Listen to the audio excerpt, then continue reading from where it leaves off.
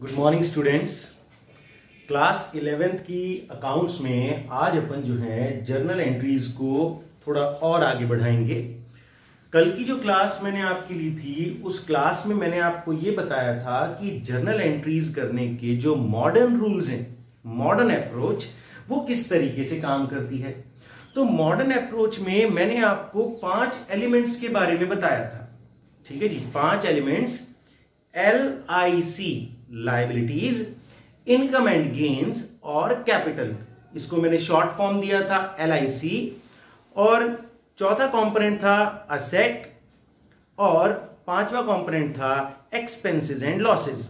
तो LIC और AE, ये 5 एलिमेंट मैंने आपको बताए थे कि हमें मॉडर्न अप्रोच में काम आएंगे जर्नल एंट्री करने में। तो जी जर्नल एंट्रीज अब अपन शुरू करते हैं इस मॉडर्न अप्रोच को ध्यान में रखते हुए। तो सबसे पहले तो मॉडर्न अप्रोच के जो रूल है उसको अपन ने एक शॉर्ट फॉर्म बनाई थी उसको साइड में लिख लेते हैं कि लायबिलिटी, इनकम एंड गेन्स और कैपिटल ये जब भी बढ़ेंगे, ठीक है जी, तो ये होंगे क्रेडिट, और जब भी ये कम होंगे ये होंगे डेबिट। ठीक है जी, liabilities, income and gains and capital. ठीक है जी, बढ़ेंगे तो क्रेडिट होंगे और घटेंगे तो डेबिट होंगे। दूसरा, एसेट्स और एक्सपेंसेस एंड लॉसेस, ये जब बढ़ते हैं तो डेबिट होते हैं और जब ये घटते हैं, कम होते हैं, तो क्रेडिट होते हैं। कुल मिलाकर के ये है असेट्स और expenses and losses liability, income and capital के अपोजिट चलते हैं। ठीक है जी, तो ये ध्यान रखिएगा। तो चलिए जी शुरू करते हैं जर्नल एंट्रीज को। आज मैं आपके साथ टॉपिक डिस्कस करने वाला हूं कैपिटल का। अब बात ये आएगी सर कैपिटल तो अपन पहले भी डिस्कस कर चुके हैं, तो कैपिटल के बारे में हमने पहले जानकारी ली है कि कैपिटल क्या होती है। ठीक है, बट आज हम उसकी जर्नल एंट्री सीखेंगे कि जब कैपिटल बिजनेस में लगाई जाती है तो उसके लिए जर्नल एंट्रीज क्या होती हैं। तो बेटा कैपिटल का एक बार फिर से मैं आपको मीनिंग बता रहा हूं। कैपिटल का मतलब है बिजनेस का जो ओनर है, बिजनेस का जो मालिक है, उसने अपने बिजनेस में कितना पैसा इन्वेस्ट किया। ठीक है जी, अगर मैं बात करूं ओनर की, बिजनेस का जो ओनर है और उसका जो बिजनेस है,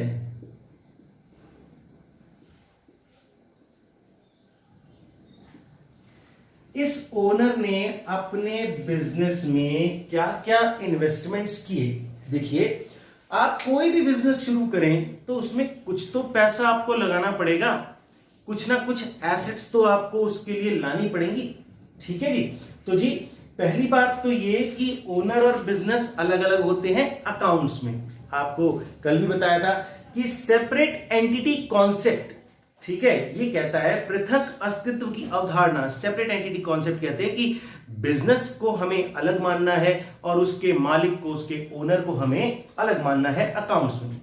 ठीक है जी, हमें अकाउंटिंग करनी है बिजनेस के पॉइंट ऑफ व्यू से। बिजनेस के पास क्या आया, बिजनेस के पास से क्या गया, हमें उसे रिकॉर्ड करना है। ठीक है जी, चलिए जी तो शुरू करते हैं। ओनर बिजनेस में जो कुछ भी लगाएगा उसे बोला जाएगा कैपिटल। ओनर बिजनेस में पैसा लगा सकता है, ओनर बिजनेस में असेट दे सकता है अपनी। ठीक है जी, तो जो भी चीजें वो बिजनेस में लगाएगा उनकी जो मॉनेटरी वैल्यू होगी, मॉनेटरी मतलब मुद्रा मूल्य, पैसों में उसका जो मूल्य होगा, वैल्यू होगी, उसको अपन कंसोलिडेट करके, टोटल करके बताएंगे कि ये उसकी कैपिटल है। ठीक है जी, तो ध्यान दीजिएगा, ओनर ने बिजनेस में जो लगाया है उसे अपन क्या कहेंगे, कैपिटल। तो जिन बच्चों को कैपिटल का मीनिंग अभी तक नहीं समझ में आया था, हो सकता है अब समझ में आ गया हो।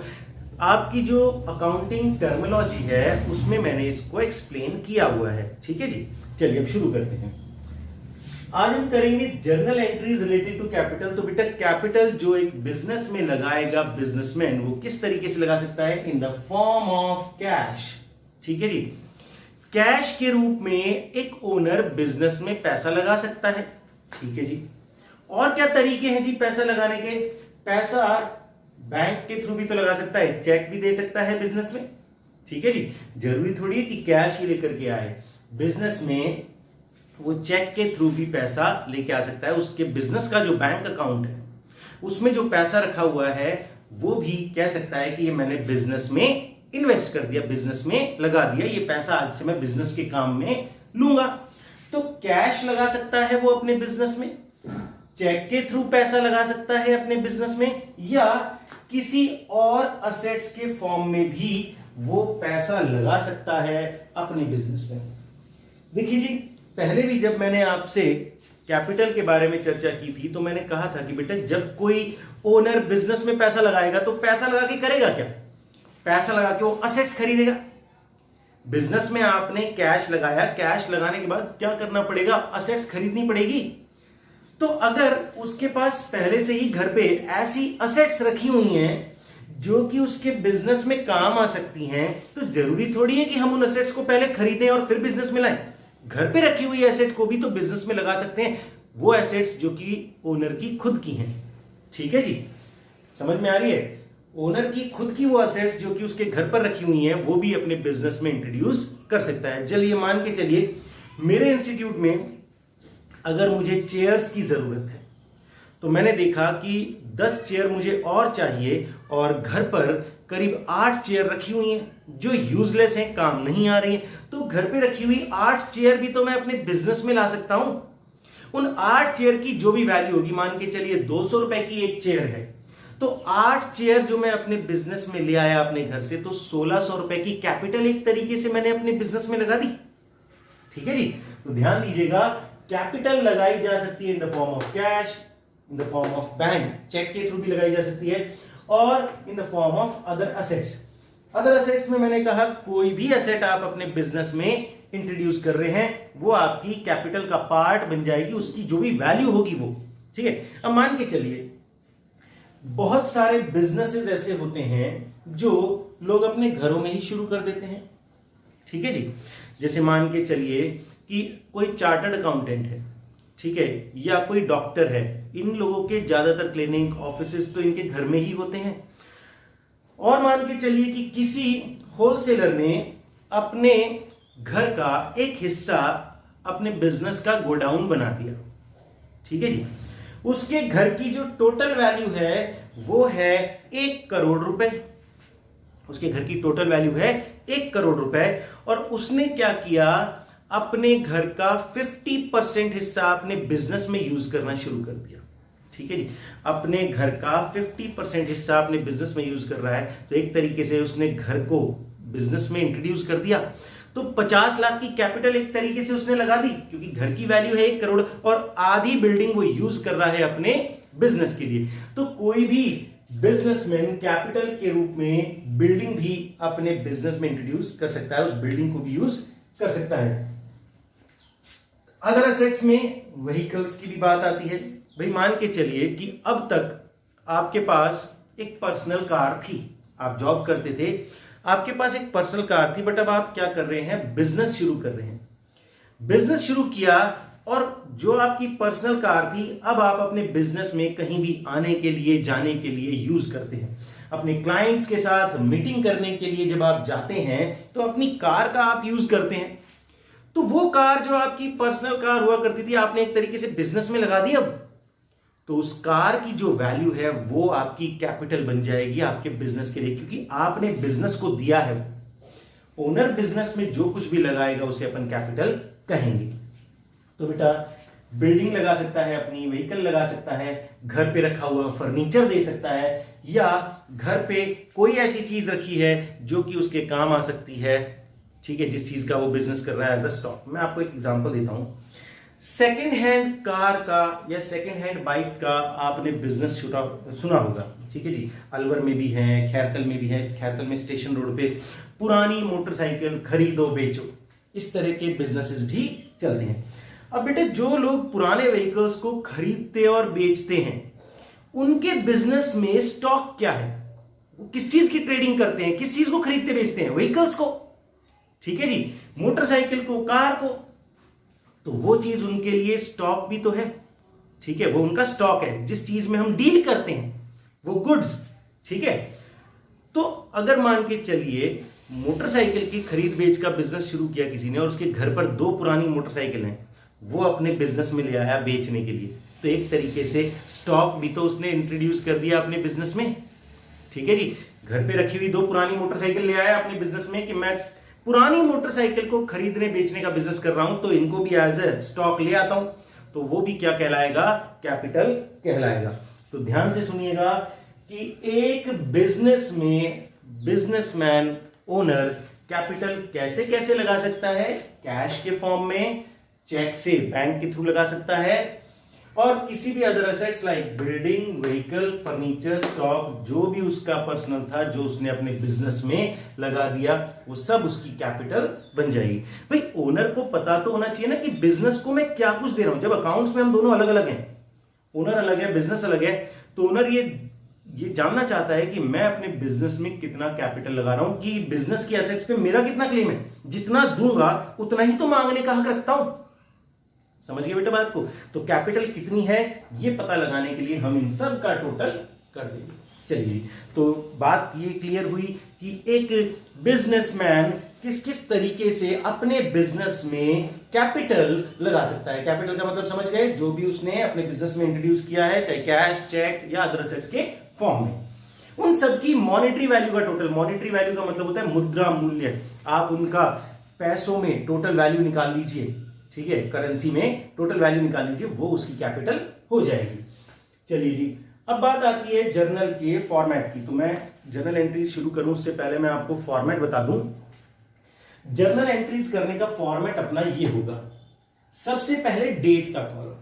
डेट का कॉलम में आप वो डेट लिखेंगे जिस दिन आपने ट्रांजैक्शन किया, जिस दिन आपने लेन देन किया। आपने माल खरीदा, गुड्स परचेज किए, गुड्स सेल आउट किए, कोई एसेट खरीदी, कोई लायबिलिटी रीपे की, जो भी काम जिस दिन हुआ उस दिन की डेट आपको यहां पर लिखनी है, ठीक है जी। सबसे पहले डेट लिखेंगे, उसके बाद जो भी ट्रांजैक्शन हुआ उसकी जर्नल एंट्री यहां बनेगी। जर्नल एंट्री कैसे बनेगी वो मैं बताऊंगा आपको। फिर आता है लेजर फोलियो। लेजर फोलियो बेटा एक तरीके का एक रेफरेंस नंबर है, ठीक है। आगे चल के लेजर बनाएंगे जब आप सीखेंगे, तो आप अभी इस पॉइंट को इग्नोर कर सकते हैं, ये रेफरेंस नंबर है और इसका कोई यूज नहीं है, ठीक है। जैसे आप अपनी बुक का जो इंडेक्स देखते हैं ना कि कौन से पेज पे कौन सा चैप्टर है, ये इंडेक्स के काम आता है एक तरीके से, तो अभी आप इसको इग्नोर कीजिए। इधर डेबिट साइड है, डेबिट साइड का मतलब डेबिट का अमाउंट, और क्रेडिट साइड मतलब उसका ट्रांजैक्शन का क्रेडिट का अमाउंट। दोनों ही बराबर होते हैं, जितना डेबिट होता है उतना ही क्रेडिट होता है, ठीक है जी। हमेशा दोनों साइड जो है वो बराबर ही रहती हैं। चलिए जी, शुरू करते हैं journal entries related to capital. चलिए जी, सबसे पहली बात तो ये कि आप लोगों को चाहे हिंदी मीडियम के बच्चे हों चाहे इंग्लिश मीडियम के बच्चे हों, अकाउंटेंसी तो बेटा इसी तरीके से चलेगी। बिल्कुल शुद्ध हिंदी नहीं आती है अकाउंट्स में कि मैं इसको बोलूंगा, कैश को मैं नगद ही बोलूं, बैंक को तो बैंक ही बोलूंगा, इसको बिल्डिंग को भवन बोलूं, ऐसा लिखा होता है क्वेश्चन। बट आपका क्वेश्चन हिंदी इंग्लिश दोनों मीडियम में होता है, और अकाउंट्स का तो पेपर बेटा इंग्लिश में ही होगा आपका पूरा।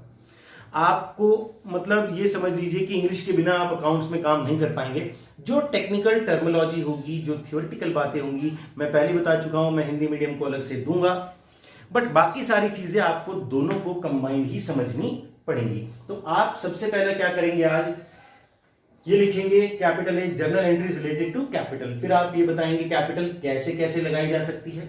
उसके बाद आप जर्नल का फॉर्मेट बनाएंगे, ठीक है जी। फॉर्मेट बनाने के बाद जो भी जर्नल एंट्रीज होंगी वो आप उसको करेंगे। तो मैं आपके सामने फॉर्मेट, आप बना लीजिएगा बेटा, वीडियो को पॉज करके मैं आगे की चर्चा करता हूं। सॉरी, एक काम करता हूं, पहले मैं इस फॉर्मेट में आपको एक ट्रांजेक्शन करके बता देता हूं। मैं हर जर्नल एंट्री के लिए फॉर्मेट नहीं बनाऊंगा, फॉर्मेट आपको बनाना है, ठीक है जी, और हर बार बनाना है, क्योंकि एग्जाम में आपकी जैसी आदत आप काम करते समय करते हैं वही आपकी एग्जाम में आदत रह जाएगी, और एग्जाम में फॉर्मेट के बिना आपको नंबर नहीं मिलेंगे। तो चलिए बेटा शुरू कर लेते हैं। यहां से मैं यहां लिख लेता हूं अभी।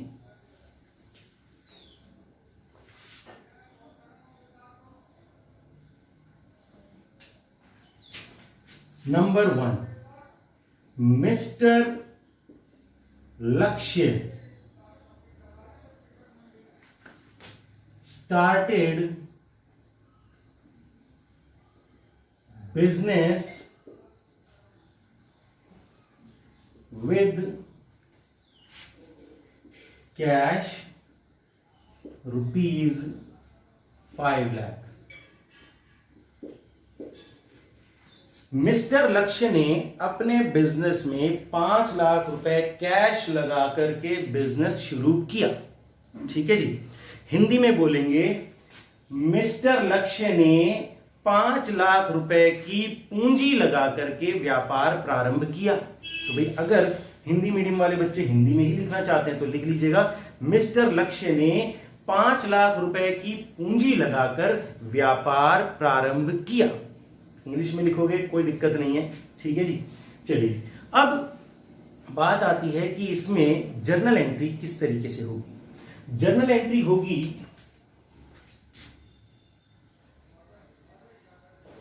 Cash account debit. ठीक है जी, cash account debit to capital account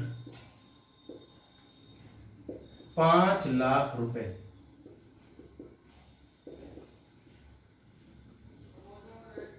ठीक है जी, cash account debit to 5 lakh रुपए। अब हमने ये एंट्री बना दी। रीजन क्या रहा इसका? रीजन देखो, बिजनेस में क्या आया? कैश आया। हमें बिजनेस के नजरिए से एंट्री करनी है, हम बिजनेस के अकाउंटेंट हैं। ठीक है, हमें सारे ट्रांजैक्शन बिजनेस के नजरिए से सोच के करने हैं। बिजनेस में बेटा क्या आया?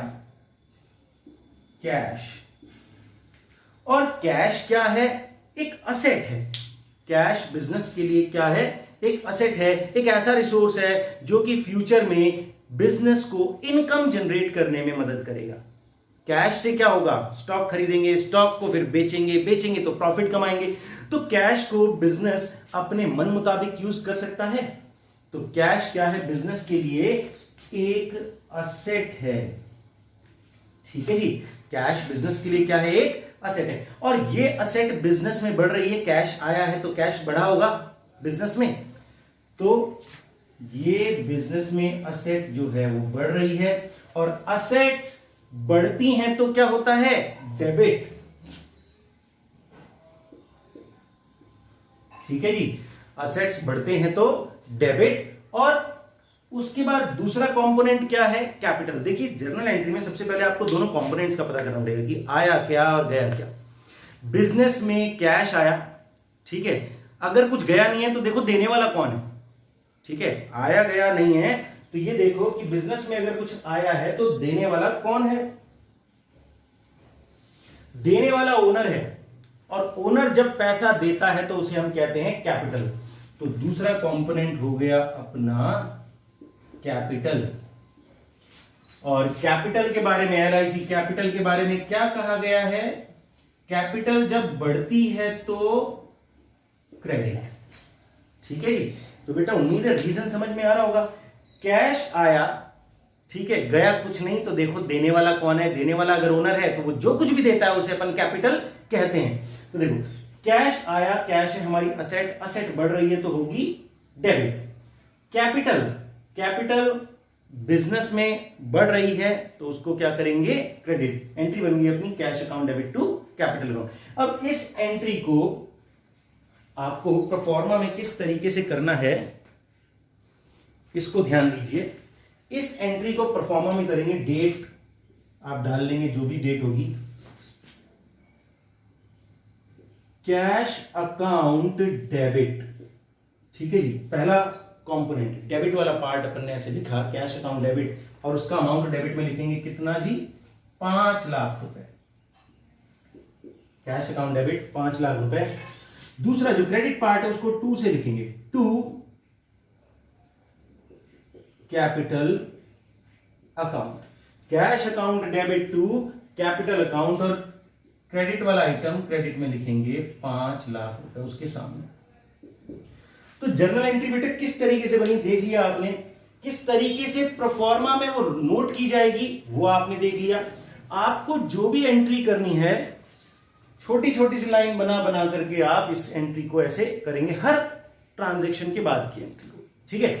जब तक बड़े क्वेश्चंस नहीं आ जाते तब तक आप छोटे छोटे लाइन बना के हर एंट्री को इसी तरीके से करेंगे प्रोफॉर्मा में, ठीक है। मैं ऐसे कर सकता हूं, ठीक है, मुझे कोई दिक्कत नहीं, क्योंकि मैं पढ़ चुका हूं ये सारी बातें, तो मुझे कोई पेपर देने नहीं जाना है, पेपर देने आपको जाना है। तो चलिए, मिस्टर लक्ष्य started business with cash ₹5 lakh, किस तरीके से एंट्री हुई आपके सामने है, ठीक है जी। अब रीजन जो है इसका मैं यहीं पर लिख देता हूं, ठीक है, मैं आपकी सारी एंट्री कर दूंगा।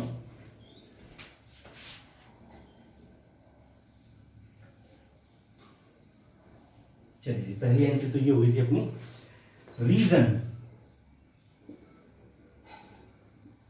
रीजन अगर आपकी कॉपी में साइड में जगह ना हो तो आप रीजन हर एंट्री के नीचे भी लिख सकते हैं, ठीक है जी, कोई दिक्कत नहीं है। रीजन लिख सकते हैं, इसमें कैश जो है वो एक असेट है और वो बढ़ रहा है तो हो जाएगा डेबिट। कैश असेट बढ़ रहा है तो डेबिट। और दूसरी चीज है कैपिटल, एक कैपिटल तो अलग कंपोनेंट है ही, बढ़ रहा है तो हो जाएगा क्रेडिट। ये अपना रीजन इसका हो गया। चलिए जी, अब दूसरा ट्रांजैक्शन देखो, पहला ट्रांजैक्शन ये है और उसकी जर्नल एंट्री ये है। तो ट्रांजैक्शन मैं यहां लिख रहा हूं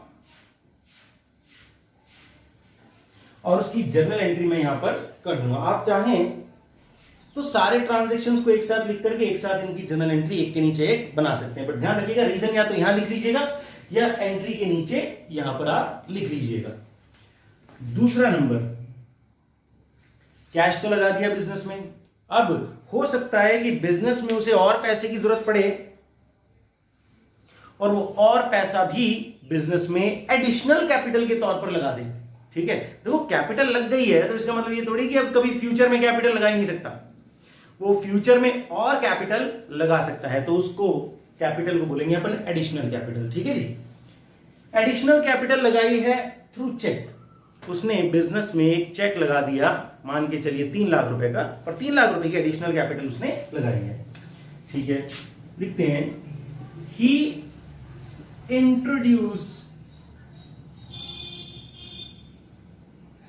एडिशनल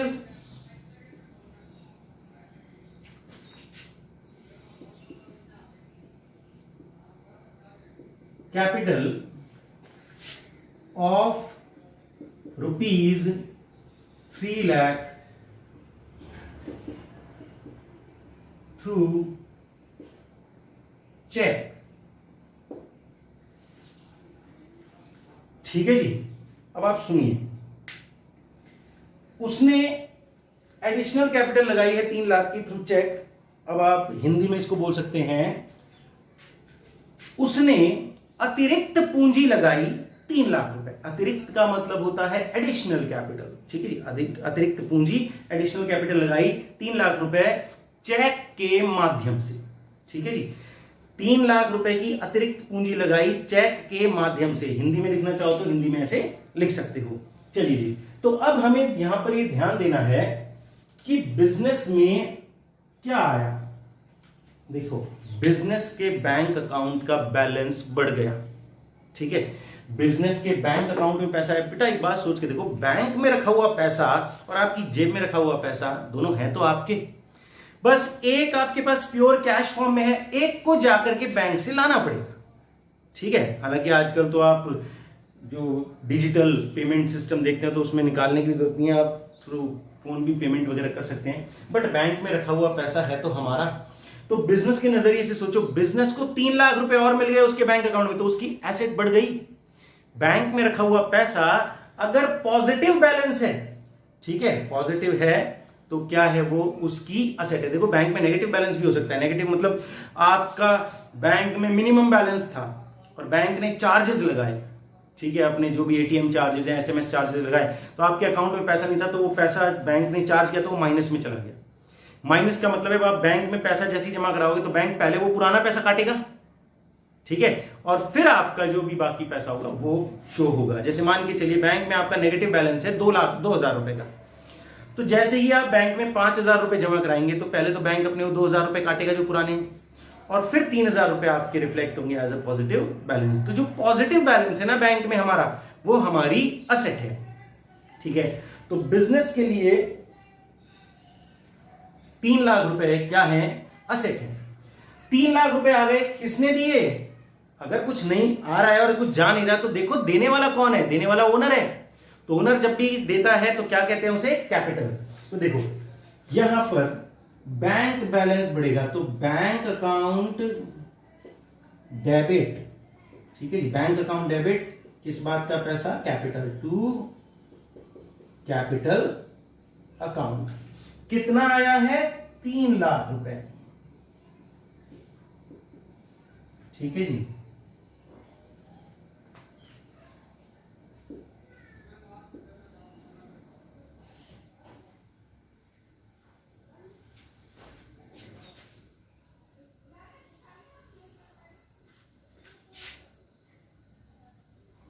आपके चक्कर में मैं भी सारी एंट्रीज प्रोफॉर्मा में ही कर रहा हूं, ठीक है जी। अभी आप इंट्रोडक्शन स्टेज में हैं तो किसी तरह का रिस्क नहीं लेते, ठीक है जी। तो देखो बेटा, bank account debit to capital, bank balance बढ़ गया और कैपिटल भी बढ़ गई, ठीक है जी। रीजन देखो, रीजन क्या बढ़ा है, बैंक, और बैंक बैलेंस हमारी एसेट है क्योंकि ये पॉजिटिव है, ठीक है, पॉजिटिव बैलेंस बढ़ रहा है। एसेट बढ़ती है तो हमेशा डेबिट होती है, ठीक है। बैंक में रखा हुआ बैलेंस अगर हमारा बढ़ता है तो क्या कहलाते हैं उसे, कहते हैं उसे डेबिट, ठीक है। दूसरी चीज क्या बढ़ रही है, कैपिटल, कैपिटल सी बढ़ रही है तो क्रेडिट, ठीक है जी। रीजन उम्मीद है आपको समझ में आ रहे हैं, बस अपना वही ध्यान रखो, LIC और AE, liability, income and gains और कैपिटल, ये तीनों चीजें बढ़े तो क्रेडिट, घटे तो डेबिट। असेट्स और एक्सपेंसेस एंड लॉसेस बढ़े तो डेबिट, घटे तो क्रेडिट, ठीक है जी। तो यहां पर आपको समझ में आ रहा होगा, 2 ट्रांजैक्शन आपको इजीली समझ में आ गए होंगे।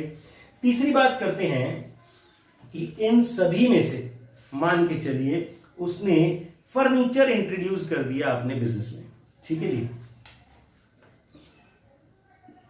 ही introduced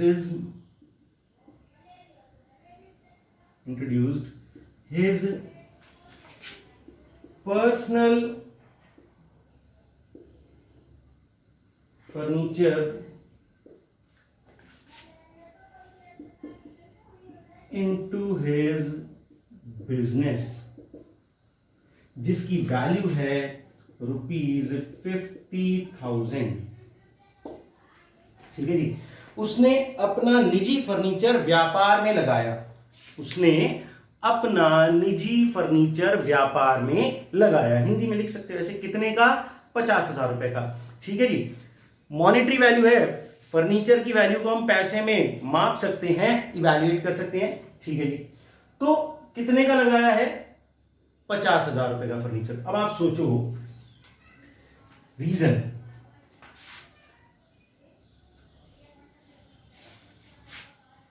रीजन देखते हैं अपने तीसरे ट्रांजैक्शन का कि बिजनेस में क्या आया, बिजनेस में आया furniture,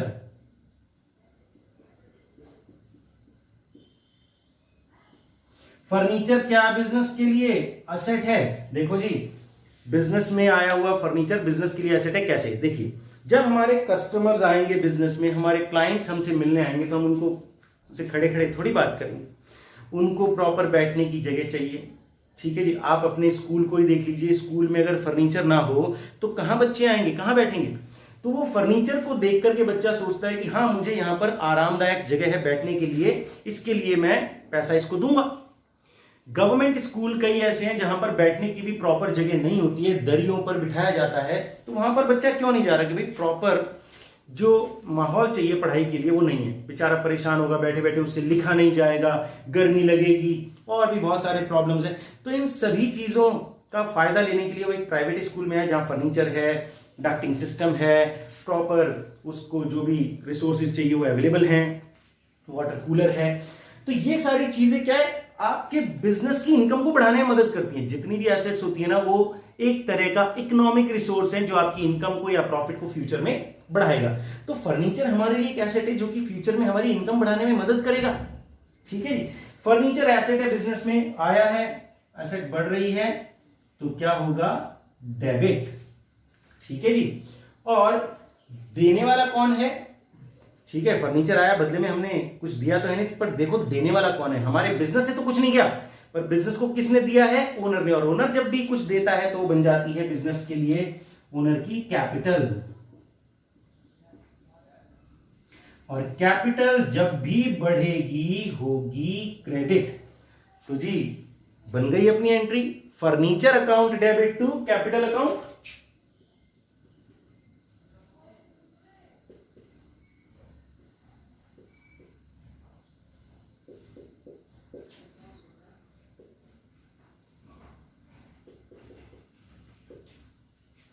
furniture account debit to capital account. कितने का फर्नीचर है, 50,000 रुपीज का।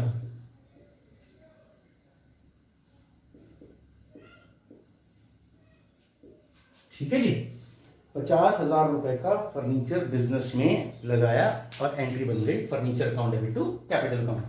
अब देखिए, जिस तरीके से मैं प्रोफॉर्मा बना के एंट्रियां कर रहा हूं उसी तरह आपको करनी है। डेबिट की एंट्री बिल्कुल लेफ्ट से शुरू कीजिए, क्रेडिट की एंट्री थोड़ा सा स्पेस देकर के आपको शुरू करनी है। ठीक है जी, डेबिट का अमाउंट डेबिट में, क्रेडिट का अमाउंट क्रेडिट के सामने होना चाहिए। ठीक है, ऐसा नहीं कि आप 5 लाख और 5 लाख ऐसे लिख दें, आपको क्रेडिट का अमाउंट क्रेडिट के सामने ही लिखना है। और ये रीजन जो है ये एडिशनल है।